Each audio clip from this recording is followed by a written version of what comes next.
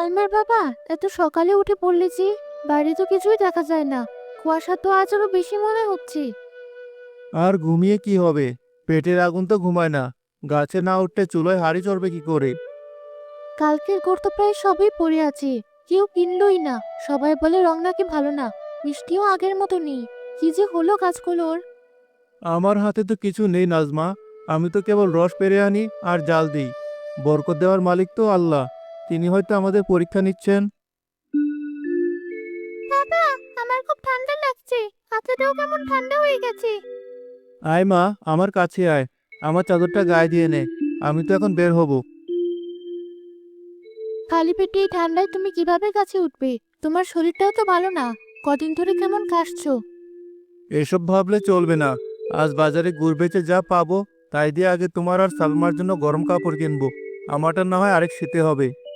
বাবা, আজকে গুড় বিক্রি হবে। আমার জন্য একটা তিলের নাড়ু আনবে। পাশের বাড়ির টুম্পা কাল খাচ্ছিল।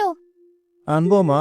আজ যদি সব গুড় বিক্রি হয়ে যায় তোমার জন্য বাজারের সেরা নাড়ুটা নিয়ে আসবো। তুমি শুধু দোয়া করো। সাবধানে যেও। সৃষ্টিকর্তাকে স্মরণ করে পা ফেলো। আমরা তোমার পথের দিকে চেয়ে থাকবো। চিন্তা করো না। আল্লাহ ভরসা। আসছি। নাজমা, চুলোয় দেওয়ার মতো কিছু কি আছে? দুটো শুকনো রুটি আছে। কাল রাতের। পানিতে ভিজিয়ে রেখেছি। নরম হলে সালমাকে দেব। তোমার জন্য কিছুই। না না, আমার জন্য ভাবতে হবে না। আমি বাজার থেকে খেয়ে আসবো নি। তোমরা খেয়ে নিও। মিথ্যে বলো না তো। আমি কি আর তোমাকে চিনি না? কবে তুমি বাজার থেকে কিছু খেয়েছো? যাও, সৃষ্টিকর্তা তোমার সহায় হন। হে আল্লাহ, তুমি রিজিকের মালিক। আমার ভুলের জন্য আমার মাসুম বাচ্চাটাকে আর নাজমাকে কষ্ট দিও না। কেউ ওখানে? কেউ আছো? একটু সাহায্য করবে? কে? কে কথা বলে? এই কুয়াশায় তো কিছু ঠাহর করতে পারছি না। কে আপনি? আমি এক অভাগা পথিক বাবা। বহু দূর থেকে হেঁটে আসছি। শীত আর খিদেতে শরীরটা আর চলছে না। মনে হচ্ছে এখানেই পড়ে মরে থাকবো। না না, এমন কথা বলবেন না। মরা বাচ্চার মালিক আল্লাহ। কিন্তু আপনি এখানে এই অবস্থায় কেন? আপনার যাওয়ার জায়গা নেই? আমার কেউ নেই, কিচ্ছু নেই। পথই আমার ঘর। কিন্তু আর শরীরটা বড় বেইমানি করছে। সারা রাত পেটে কিছু পড়েনি। ঠান্ডায় হাত পা অবশ হয়ে আসছে। আমার কাছে তো টাকা পয়সা কিছু নেই। আমি নিজেই এক গরিব গাছি। এই গুড়ের হাঁড়িটা বাজারে বেচতে নিয়ে যাচ্ছি। আপনার কি খুব খিদে পেয়েছে? 3 দিন ধরে ঠিক মতো কিছু পেটে পড়েনি। একটু জল ছাড়া আর কিছু জোটেনি।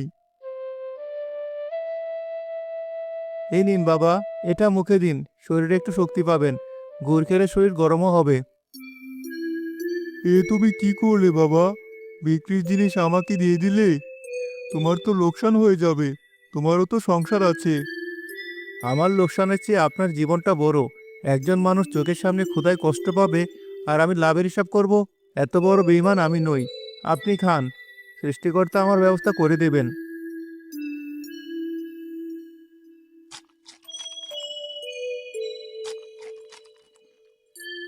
আহ, কি মিষ্টি! যেন অমৃত। বাবা, তোমার নাম কি? আমার নাম জাহির। প্রাণ বাঁচালে। আমি তোমার জন্য দোয়া করছি। যে হাত দিয়ে তুমি আজ আমাকে দান করলে, সেই হাতে সৃষ্টিকর্তা এত বরকত দিবেন যে তুমি দিয়ে শেষ করতে পারবে না। আমার এত কিছু দরকার নেই বাবা। শুধু আমার পরিবার যেন দুবেলা খেতে পায়, এটাই আমার চাওয়া। তুমি যা চেয়েছো তার চেয়ে অনেক বেশি পাবে। যাও বাবা, তোমার ভালো হবে। তোমার এই গুড়ের সুবাস আজ থেকে সারা মলুকে ছড়িয়ে পড়বে। এই হাড়ির মিষ্টতা কোনোদিনও কমবে না। আপনি দোয়া করবেন। আমি এখন আসি, বেলা হয়ে যাচ্ছে। বাজার ধরতে হবে। হে উপরওয়ালা, তোমার এই দয়ালু বান্দার দিকে দয়ার দৃষ্টি দিও। তার ভাগ্যটা এই গুড়ের মতোই মিষ্টি করে দিও। কি জহির ভাই, আজকেও এসেছো? কাল তো শুনলাম একসাথে ঘুরে বেচতে পারোনি। চেষ্টা করতে তো হবে মোর্শেদ ভাই। ঘরে যে দুটো পেট আমার পথের দিকে চেয়ে বসে থাকে। চেষ্টার আর কি আছে? তোর গুড়ের রং মরা, স্বাদ পেতো। ওই গুড় মানুষ কিনবে কেন? তার চেয়ে বরং আমার গুড় দেখ, যেন সোনার চাঁদ। সবই আল্লাহর ইচ্ছা বশির ভাই।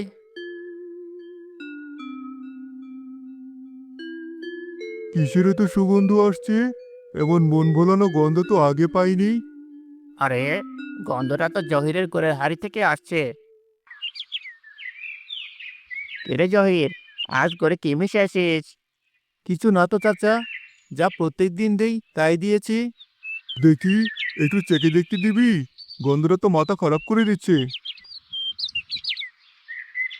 অবশ্যই নিন। এ কি জিনিস খাইয়ে দিলি ভাই? এ তো গুড় নয়, এ তো অমৃত। এমন স্বাদ আমি আমার 60 বছরের জীবনে কোনোদিনও পাইনি। কি যা তা বলছো ভাই? ওর গুড় আমি চিনি। দেখি তো। এ এ কি করে সম্ভব? এ তো এ তো কি হলো বশির, কথা বন্ধ হয়ে গেল কেন? আমাকে দে তো একটু।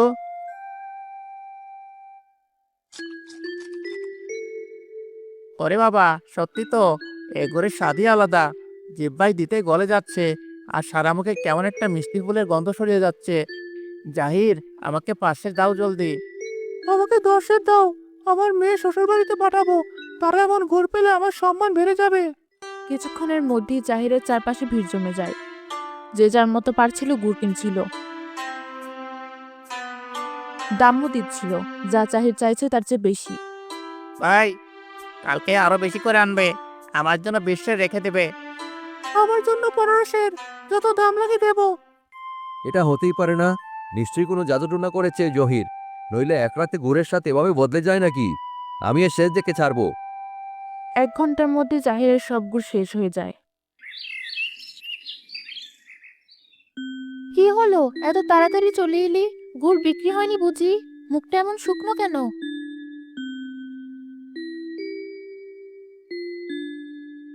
এ কি, এত ভারী কেন? এর মধ্যে কি? এত টাকা? তুমি এসব কোথায় পেলি? কোনো অঘটন ঘটাওনি তো? নাজমা, আল্লাহ আমাদের দিকে মুখ তুলে তাকিয়েছেন। আমাদের সব দুঃখের দিন শেষ। আর সব গুড় বিক্রি হয়ে গেছে। মানুষজন কারাকারি করে গুড় কিনেছে, দ্বিগুণ তিনগুণ দাম দিয়েছে। বাবা, আমার নাড়ু এনেছো? শুধু নাড়ু না মা, আজ তোর জন্য, তোর মায়ের জন্য, আমাদের সবার জন্য খুশির দিন এনেছি। আমি বিশ্বাস করতে পারছি না, কিভাবে হলো এসব?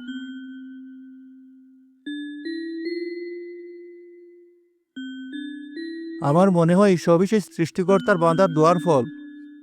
সত্যি? তুমি একজন ক্ষুধার্তকে নিজের বিক্রি জিনিস দিয়ে দিয়েছিলে? তখন আমার মাথায় অন্য কিছু আসেনি। লোকটার কষ্ট দেখে নিজের সব কষ্ট ভুলে গিয়েছিলাম। আমি তোমাকে নিয়ে গর্বিত। সৃষ্টিকর্তা দয়ালু মানুষকে কখনো নিরাশ করেন না। কিন্তু একটা কথা মনে রেখো, সৃষ্টিকর্তা যেমন দিয়েছেন তেমন কেড়েও নিতে পারেন। কখনো অহংকার করো না। আর ওই টাকা দিয়ে সবার আগে গ্রামের মুদি দোকানের বাকিটা শোধ করে এসো। তুমি ঠিকই বলেছো নাজমা। তুমি পাশে থাকলে আমার কোনোদিনও ভুল পথে যাওয়ার ভয় নেই।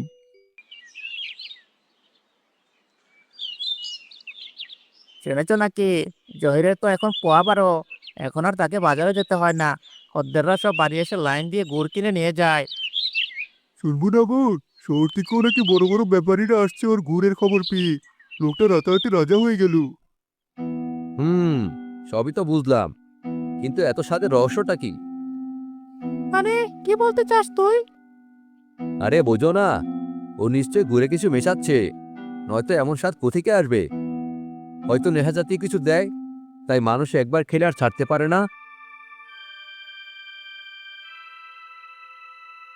বসির, তোর মুখ দিয়ে সব সময় এত বিষ বের হয় কেন? আমি যা সত্যি তাই বলছি বুড়িমা। আপনারা একদিন টের পাবেন, যখন ওই জহিরের গুড় খেয়ে গ্রামের সবার অসুখ হবে। জাহিরের মনটা আয়নার মতো পরিষ্কার। ওর দয়ার শরীর, সৃষ্টিকর্তা ওর ভালো করেছে। এতে তোর এত জলে কেন? আমার জ্বলবে কেন? আমি তো গ্রামের সবার ভালোর জন্যই বলছি। আপনারা ওকে মাথায় তুলে নাচছেন, কিন্তু ওর ভেতরে শয়তানটাকে চিনতে পারছেন না। ও জাদুটোনা জানে। আসল শয়তান তো তোর মনের মধ্যে বসে আছে বসির। অন্যের ভালো যে সহ্য করতে পারে না, তার চেয়ে বড় শয়তান আর নেই। নিজের চরকায় তেল দে, দেখবি তোর গরু একদিন মিষ্টি হবে। বসির রাগে গজগজ করতে করতে উঠে চলে যায়।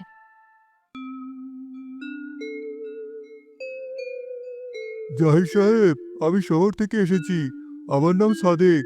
আপনার গুড়ের খুব নামডাক শুনেছি। জি বলুন ব্যাপারী সাহেব। আমি আপনার বানানো সব গুড় কিনে নিতে চাই। আপনি দিনে যত গুড় বানাতে পারবেন সব আমি কিনে নেব। আপনাকে আর খুচরা বিক্রি নিয়ে ভাবতে হবে না। আমি আপনাকে মাস শেষে একসাথে টাকা দিয়ে দেব। আপনি আমাদের সব গুড় কিনে নেবেন, কিন্তু আমরা তো গ্রামের লোকদেরও ফেরাতে পারি না, তারাও তো আশা করে থাকে। দেখুন ভাবি, আমি এই গুড় শহরে বড় বড় দোকানে এমনকি বিদেশেও পাঠাতে চাই। এর জন্য আমার অনেক গুড় লাগবে। আমি আপনাদের এমন দাম দেব যা আপনারা খুচরা বিক্রি করে কোনোদিনও পাবেন না। আর গ্রামের মানুষের জন্য না হয় আপনারা অল্প কিছু গুড় রেখে দিলেন। কিন্তু আমরা তো গরিব মানুষ, এত গুড় বানানোর সামর্থ্য তো আমাদের নেই।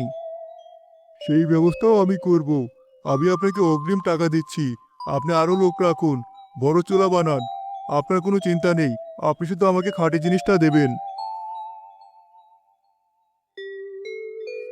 আমরা রাজি, কিন্তু আমাদের একটা শর্ত আছে। আমাদের গুড়ের মান নিয়ে কোনোদিন কোনো আপোষ হবে না। এই তো চাই। আপনাদের সততাই আমাদের সবচেয়ে বড় মূলধন। আমি আজই আপনাদের অগ্রিম টাকা দিয়ে দিচ্ছি।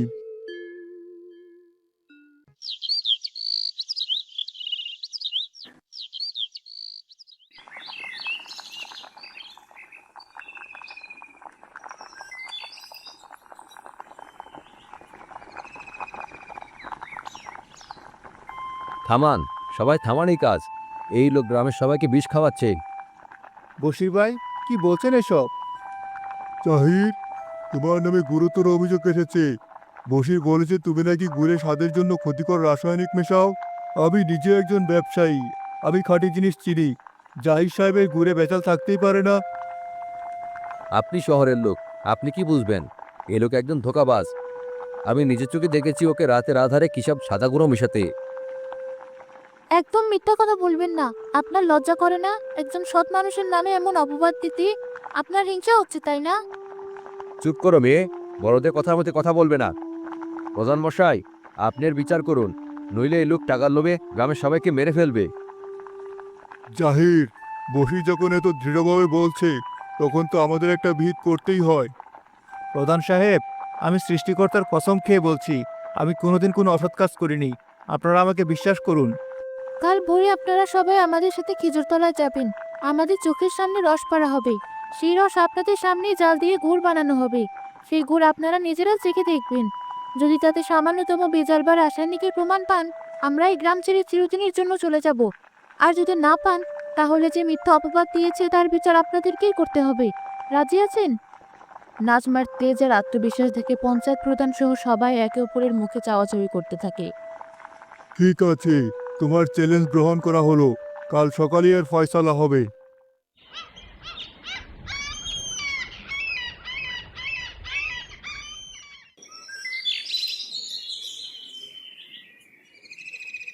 জাহিদ, আমাদের সবার সামনে গাছ থেকে রস নামাও।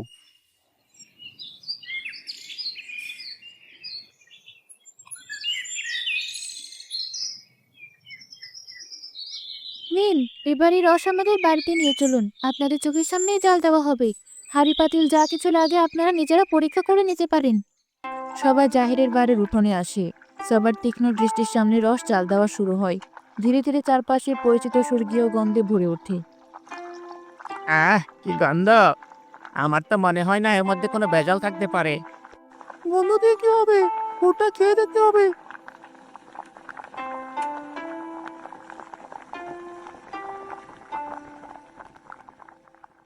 কয়েক ঘন্টা পরে গুড় শক্ত হওয়ার পর প্রথমে পঞ্চায়েত প্রধানকে দেওয়া হয়।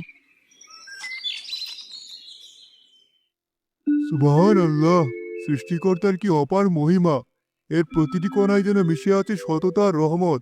এর মধ্যে ভেজাল মেশানোর কথা যে ভাবতে পারে সে মানুষ নয়, শয়তান। এরপর একে একে সবাই সে গুড় চেখে দেখে এবং সবাই এক বাক্যে স্বীকার করে যে এমন খাঁটি জিনিস তারা জীবনে খায়নি। কি হলো বশির সাহেব, এবার আপনার কি বলার আছে? বশির, তুই একজন ভালো মানুষের নামে এত বড় কলঙ্ক দিলি, তোকে আর শাস্তি পেতেই হবে। বশির, মিথ্যা অপবাদ দেওয়ার জন্য তোমাকে 100 বেত্রাঘাত দেওয়া হবে এবং 1 মাসের জন্য সমাজচ্যুত করা হবে। জহির ভাই, আমার ভুল হয়ে গেছে। আমি তোমার ভালো সহ্য করতে পারিনি। হিংসার আগুনে জ্বলে আমি এমন কাজ করেছি। আমাকে তুমি মাফ করে দাও ভাই, আমাকে বাঁচাও। আপনি আমার কাছে মাফ চাইবেন না। আমি আপনার উপর কোনো রাগ রাখিনি। আল্লাহ আপনাকে হেদায়েত দিন।